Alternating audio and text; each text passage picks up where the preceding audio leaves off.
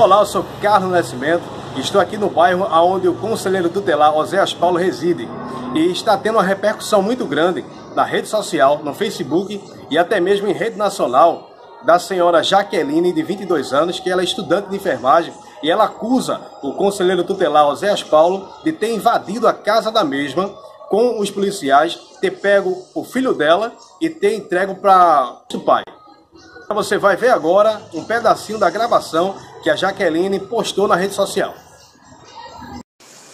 Boa noite, pessoal. Meu nome é Jaqueline Vicente, tenho 22 anos, sou estudante técnico de enfermagem.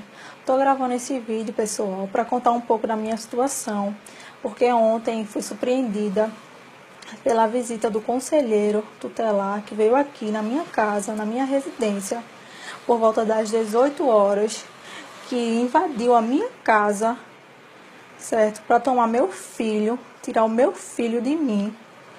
Veio aqui com o meu ex, coisa que eu tenho uma medida protetiva para ele não se afastar de mim. Ele, juntamente com esse conselheiro tutelar, sem ordem judicial nenhuma, veio, tomou meu filho de mim.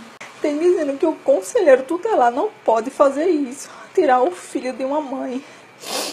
Inclusive o nome desse conselheiro é Oséias Paulo. Então, como você acabou de ver esse depoimento da senhora Jaqueline, de 22 anos, que acusa o conselheiro Oséias Paulo de ter invadido a casa dela, então estou aqui no bairro onde o mesmo mora para conversar com ele, para ele esclarecer o que de fato realmente aconteceu. Aqui ao meu lado está o conselheiro tutelar Oséias Paulo e ele vai contar o outro lado da história, ele vai contar a versão dele de tudo isso que está acontecendo, né? Oséias, conta o outro lado da história, o que é que realmente aconteceu de fato. Carlos Nascimento, é um prazer estar contribuindo aqui com informações no seu canal, estar participando do seu canal, que é um canal maravilhoso. Eu já agradeço pelo convite, para que de fato a gente possa esclarecer sobre o caso que eu vou tratar aqui, o que está acontecendo e qual é a verdade da história toda, certo? Pois bem, recebemos uma denúncia da avó paterna da criança de que a criança tinha sofrido maus tratos. E esses maus tratos, quando ela viu na criança, pegou a criança no final de semana e viu que a criança estava com diversas marcas no corpo. E aí ela perguntou à criança o que era, e aí a criança disse que foi a mãe que tinha batido. Prontamente ela procurou o conselho tutelar, e aí o conselho tutelar conversou com a criança também confirmou que aquilo ali tinha sido feito pela mãe, pela genitora. A partir daí foi feita a medida protetiva, aplicadas as medidas protetivas. Quais? Encaminhamos essa avó com a criança para a DPCA, que é a Delegacia Especializada contra Crimes contra Criança e Adolescente. Chegando na delegacia, a equipe técnica da delegacia fez a escuta, todo o procedimento, certo? Fez o procedimento da escuta da criança, verificou que realmente aquilo ali era maus tratos, e aí foi feito um BO. Está aqui o BO, esse aqui é o BO, certo? Que foi registrado na delegacia, tá? A partir daí, a delegada de plantão encaminhou essa criança para o IML. Chegando no IML, foi feito todo o procedimento do exame traumatológico. A partir daí, essa criança ela foi embora para casa com a avó. E na mesma noite, a mãe chega nessa casa. Ela chega com a viatura da polícia, alegando que o pai e que a avó haviam sequestrado a criança. Os policiais não sabiam o que estava acontecendo. A avó informou sobre o ocorrido e ela mostrou o BO para a polícia, né? Disse que aquela criança estava sofrendo maus tratos e que a criança ficaria com o pai e com a avó. E aí a viatura achou melhor e conduzi-los para a delegacia de plantão. Chegando na delegacia de plantão, né, que fica lá em Campo Grande, já é outra delegacia, que foi à noite. O delegado perguntou: vocês têm a guarda para ficar com essa criança? Só que, Carlos, a guarda é do pai e é da mãe, certo? Ambos são separados, mas a guarda é do pai e da mãe. Claro que a mãe está ficando com a criança durante a semana, e o final de semana fica com o pai, mas a guarda pertence aos dois. Só que o delegado entendeu que naquele momento a criança ficaria com a mãe, porque o pai não tinha guarda, não apresentou guarda, mas a mãe também não apresentou guarda. Não existe uma guarda oficial, né, dizendo que tem que ficar com a mãe, só com a mãe. Não existe essa guarda judicial, ela não tem essa guarda judicial. E aí, o delegado entregou novamente a vítima para a agressora, ou seja, colocou a criança novamente numa situação de perigo. Então não pode ficar. Houve uma falha da Polícia Civil, do delegado que estava na central de plantão, que fica lá em Campo Grande, aqui em Recife, tá? A partir daí, a criança foi embora com a mãe, com a genitora, essa agressora, e a partir daí foi feito agora todo o desespero do pai. No dia seguinte, o pai compareceu ao conselho com a avó paterna, que os dois moram juntos na mesma casa, tá? O pai mora com a mãe dele, e aí informou que a criança estava em situação de perigo constante, porque sofreu maus tratos. E quais foram os maus tratos, Carlos Nascimento? Tá aqui, ó. Vou mostrar para você aqui o que foi que essa genitora fez. Ela fez um vídeo e ela não esclarece o que ela fez com o filho. Então eu quero mostrar aqui para você, ó, o que foi que ela fez com o filho. Marcas pelo corpo de agressões com fio de um carregador de celular. E aí, quando ela esteve no conselho tutelar, perguntamos a ela o porquê ela fez isso. Ela disse que fez isso para discipliná-lo, porque ela comprou, quer dizer, a criança queria que ela comprasse um carrinho, um tratorzinho. E aí ela perguntou o preço e informaram para ela que era R$50. E ela não estava com esses R$50. E aí a criança de 4 anos entrou em situação de birra, normal da criança de 4 anos, porque quer aquilo e não estava conseguindo. E aí ela pegou o menino e foi batendo no menino até chegar em casa. Chegando em casa, ela pegou o carregador de celular e lapiou esse menino completamente. Imagina o Carlos Nascimento. E você que está vendo esse vídeo, uma criança de 4 anos levando uma pisa com o carregador de celular, com o fio do celular, por toda a parte do corpo. Imagina o grito que essa criança estava sofrendo naquela hora, o desespero daquela criança. E a vizinhança toda ouvindo aquele desespero todo. É lamentável. Infância é época de brincar, estudar, receber carinho, receber proteção, certo? Isso é que é infância, mas infância não é isso aqui. Então, deixando claro, o que está acontecendo de fato foi isso. Ela não informou, ela não informa de jeito algum o que aconteceu, de forma nenhuma. E aí, Carlos Nascimento, foi feita uma medida protetiva que o Conselho Tutelar aplicou para essa criança. Qual foi a outra medida protetiva? Quando o pai chegou lá, em desespero com a mãe dele, eu perguntei o endereço, certo? Ele disse que não sabia o nome do endereço, não sabia o nome da rua e não sabia o número da casa, mas sabia explicar onde era a casa, certo? E aí, o que acontece? O carro do Conselho Tutelar foi com uma notificação de comparecimento. Está aqui a notificação de comparecimento. É um documento que está dentro do Estatuto da Criança e do Adolescente. Isso aqui é uma atribuição do Conselho Tutelar, certo? Notificar para que a gente possa apurar o fato ocorrido. Chegando na residência, o genitor acabou seguindo o carro do Conselho no carro que ele estava, num carro particular, junto com a avó. E aí, chegando lá, bati palma, certo? Ela abriu a porta e perguntou, boa tarde. E outra, ela informa que foi 6 horas da noite que eu tive na casa dela. Não foi 6 horas da noite. Tive lá por volta de umas 5h30, 5h35 da tarde. Esse foi o horário que eu tive na residência dela. Só que o pai disse que ela é muito agressiva, essa genitora, e realmente pelas fotos você vê que ela é muito agressiva. Ele disse também que ela inventa muitas conversas. Para garantir a minha integridade, eu tive que solicitar um apoio do CIODES. O CIODES encaminhou uma viatura policial que, inclusive, com uma soldada, certo? Sexo feminino e um homem. E essa equipe até perguntou, quer apoio? Vamos ver se a gente vai solicitar apoio. Aí eu, poxa, ela é tão perigosa assim para solicitar apoio? Mas eles acharam necessário que não chamou o apoio, mas que de qualquer forma ficaria o CIODES sabendo que poderia solicitar um apoio, certo? Para acompanhar esse caso. E aí, chegando lá, a viatura acompanhou, certo? Todo o procedimento. Ela saiu. Quando ela abriu a porta, a criança viu que o pai estava lá no lado de fora. Prontamente, a criança correu para o braço do pai, abraçou o pai de uma forma bem desesperada, e aí começou a chorar, com aquele choro de socorro mesmo, e foi um abraço lindo que ele deu no pai, certo?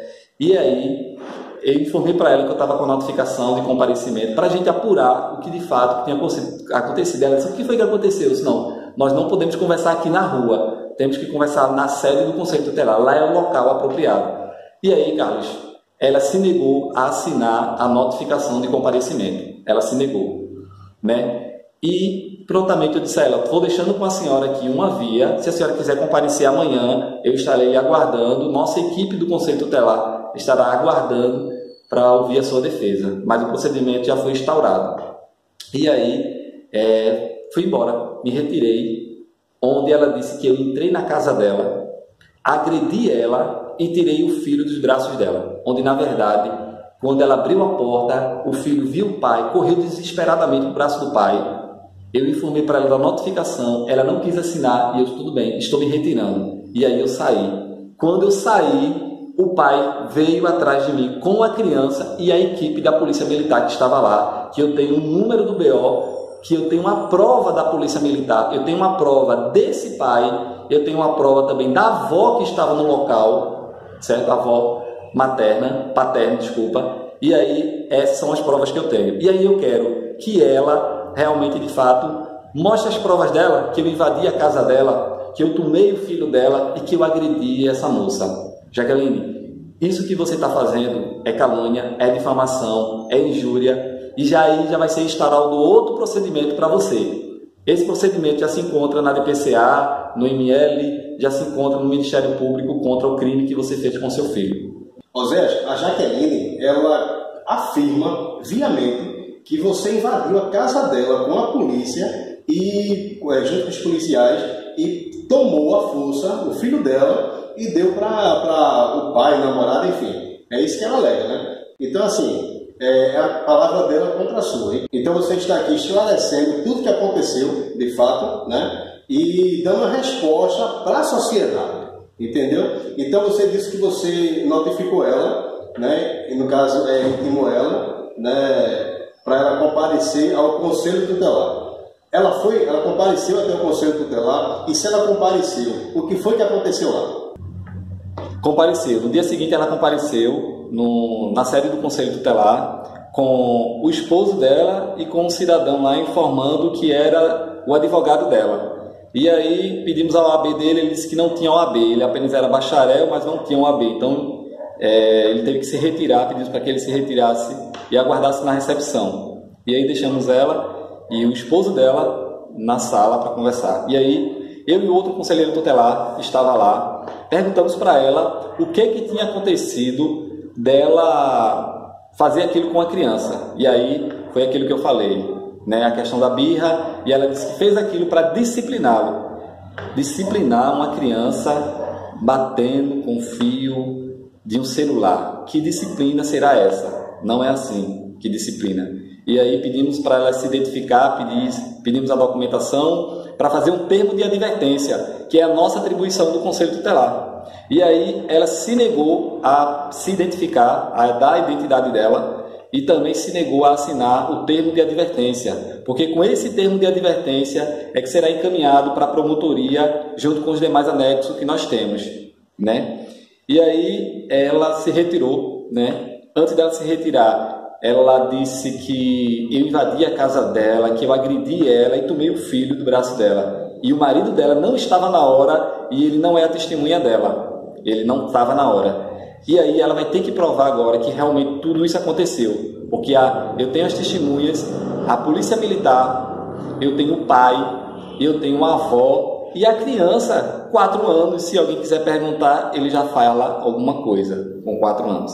Então ela compareceu. E aí foi instaurado esse procedimento, Carlos, esse procedimento administrativo que se encontra agora no Ministério Público, e cabe ao Ministério Público e a DPCA agora ver se essa criança ficará com a genitora ou não. Osés, você falou como conselheiro tutelar, agora como cidadão, né? A Jaqueline, ela caluniou você, né? Difamou você, então está acusando você, né? De agressão física, um monte de coisa. Então, você pretende entrar com ação judicial contra ela?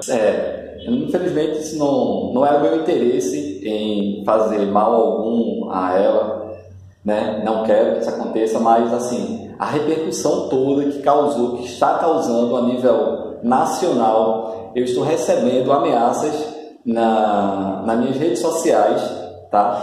Eu estou numa situação de constrangimento, de vexame.